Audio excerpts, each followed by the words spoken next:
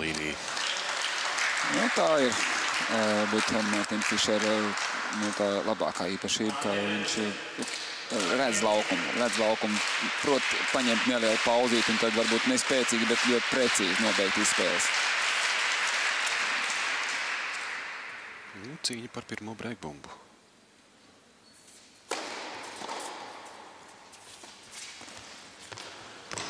Ja, teicām, sanāk arī piemānīt un tikai izpildīt šo saīsināto Martinam Fišeram. Rezultāts ir 40-30.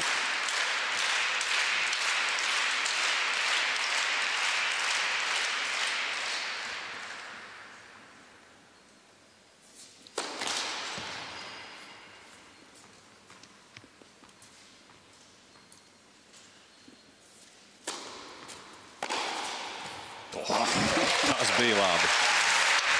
Negaidīt Martinam Fišeram saņem viņu otro sēru Jānis Podžis.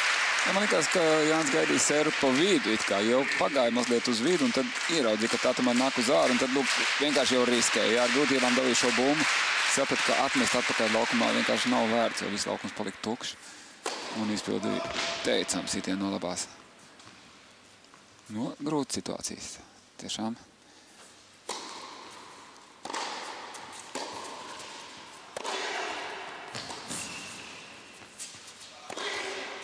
Jānis šo punktu un pirmā breakbumba.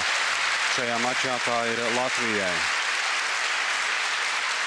Jā, šeit ir cīņa, jaunība un ātrums pret pieredzi un tādu bumbiņas noturēšanu laukumā pret pieredzi un stabilitāti.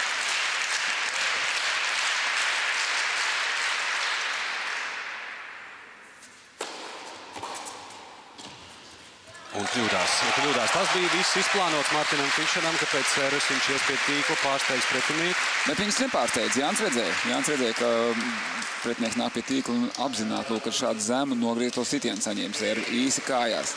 Protams, ka Fišers varēja šeit pielikt saīsnāt, būtu vinējis punktu, bet tas nebija tik vienkārši un Fišers kļūdījās. Tātad pirmais breiks šajā mačā un tas ir mūsu tenisistam